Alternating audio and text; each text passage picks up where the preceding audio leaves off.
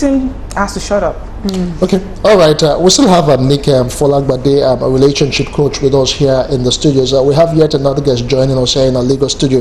But you will agree with me that there is the need to emphasize more on the girl child. So we'll take this report on educating the girl child, and we'll come talk more about this issue of sexual based violence in a moment. Still join us again.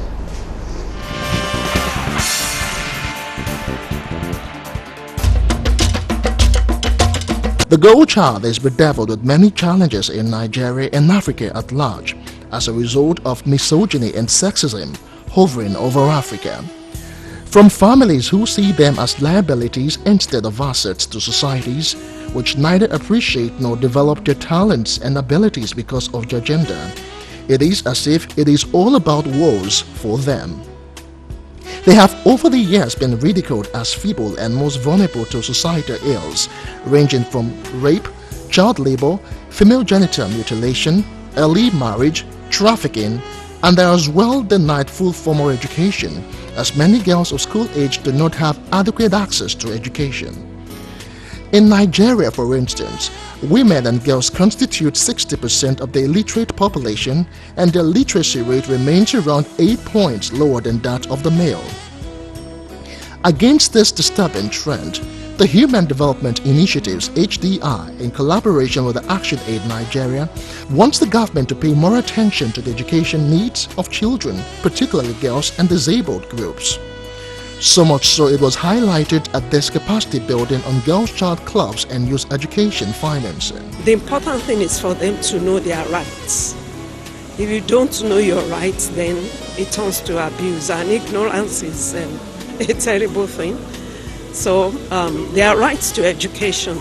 You know, it's in those days that people will tell you that, oh, girls, they have to be in the kitchen, they have to be at home.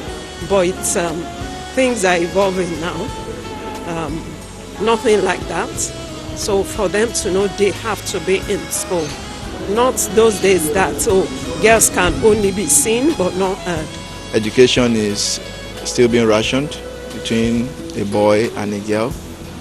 You find that female children most time drop out of school when they get to certain stage, if at all they were able to start.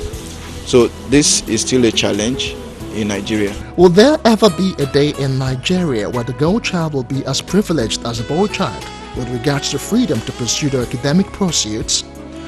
What should the girl child be doing if they are faced with challenges?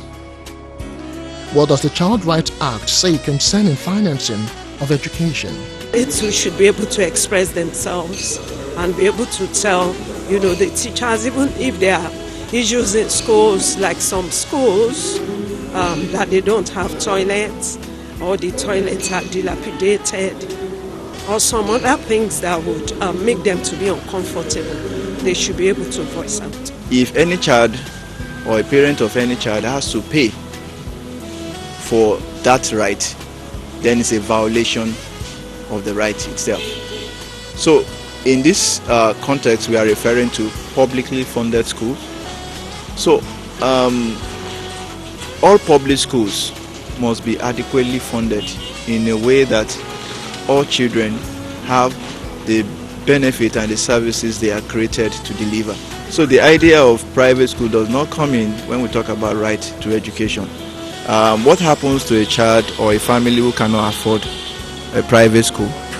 That child is automatically deprived of quality education if the state government or a national government cannot provide that quality education. Some female students share some of the concerns. They are my choice, and we were told that the tax that our parents pay are used by the government to build on education for children.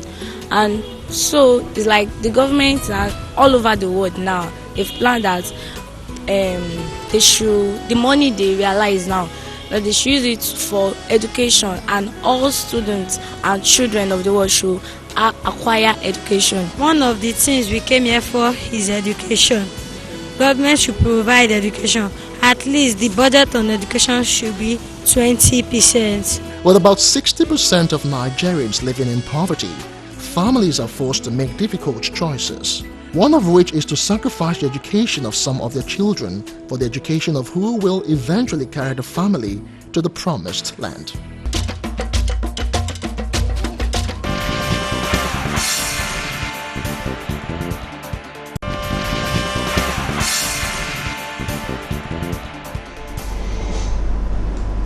Oh, welcome back, and that's a focus on girl child education. Joining us yet in our Lagos studio, let's